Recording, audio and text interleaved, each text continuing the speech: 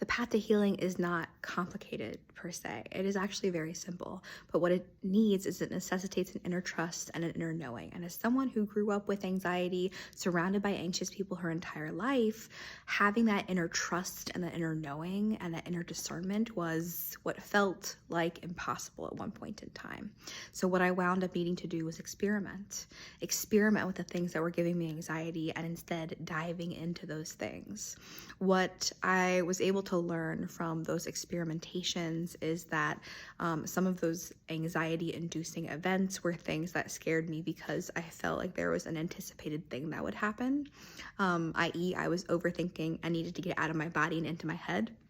And that others of those things did generate anxiety for a reason. And maybe it was because it was something new. Maybe it was because it was something that was different. Maybe it was something that was actually bad for me. But 9 times out of 10, it was me being too wrapped up in my thoughts and my anxieties to understand that this newness, this difference, this change is actually a good thing that needed to be leapt directly headfirst into.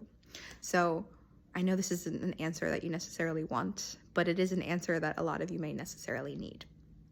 Use some experimentation and then build discernment from that point. You got this.